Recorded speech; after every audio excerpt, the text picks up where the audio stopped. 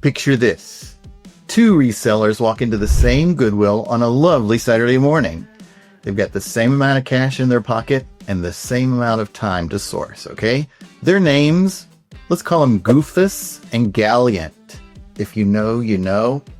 Anyway, both of them are good resellers, but the way they see the game is completely different.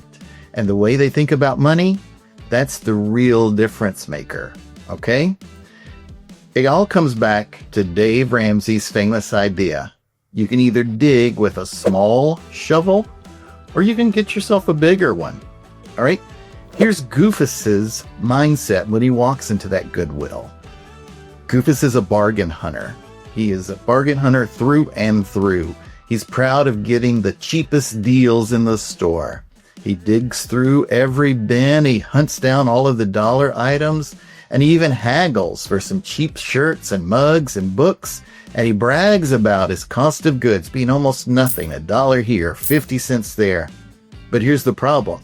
Goofus spends hours listing and photographing and shipping, and he makes just $3 or $5, maybe $7 per item.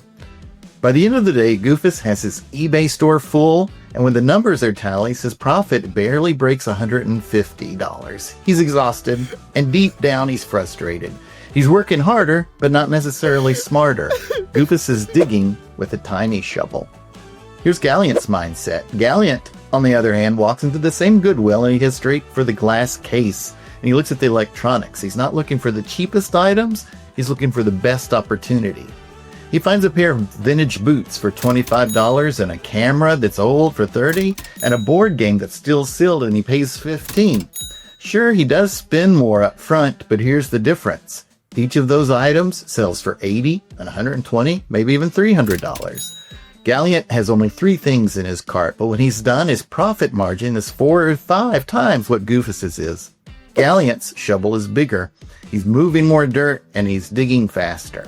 Here's where a lot of resellers are slipping up nowadays. People like Goofus complain about Goodwill raising their prices. That $2.99 shirt is now $5.99. I can't make any money anymore. But the truth is, if they're complaining about Goodwill's pricing, they're focused on the wrong things. Gallant doesn't care if that shirt is $5 or $8. He cares if he can flip it for $40 or $80. It's not about the cost of goods. It's about the profits. The bigger the shuffle, the less those prices matter, okay? Here is the lesson. In Dave Ramsey's analogy, the lesson's clear. Cutting cost is like using the small shovel. You can only save so much. But increasing income is grabbing that bigger shovel. And in reselling, Goofus focusing on shaving those pennies off the cost of good, and Gallant focusing on the multiplying the dollars with the smart buys and the higher value flips. Which one builds wealth faster? Which one scales the business more? It's always the bigger shovel. Now here's some practical tips. How can you be more like Gallant? Stop obsessing over cost. A low buy isn't impressive if the profits are tiny.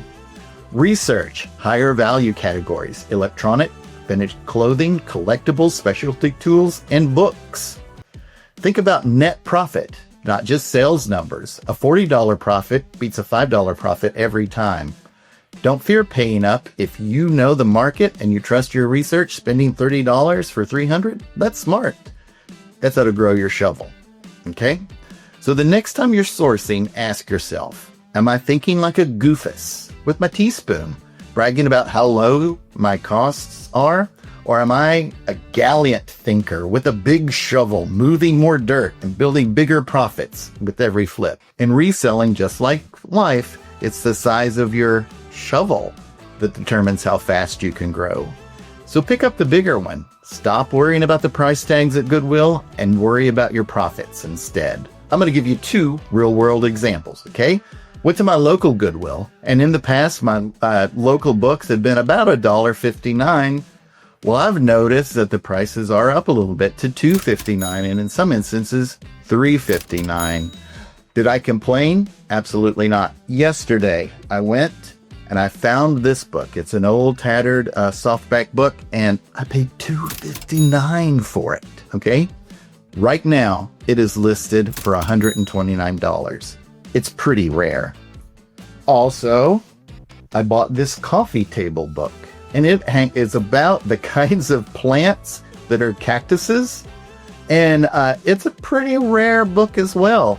I took an offer just now, and I'm going to be shipping it out for $40. $3.59 to $40 in one day of sales. That's pretty good.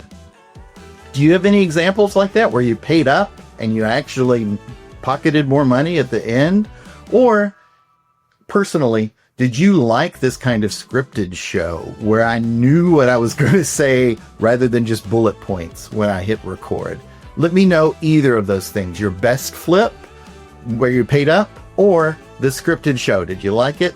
I want to thank you so much. Like and subscribe if you've not done before.